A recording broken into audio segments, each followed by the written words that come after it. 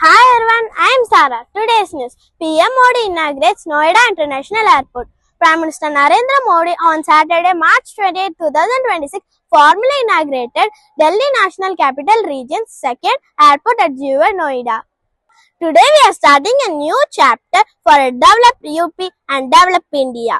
PM Modi said during his address, the first phase of the airport with its 4-kilometer long runway, built at a cost around 11,200 crore, is fully equipped for international air travel. Mr. Naidu said, "Thank you."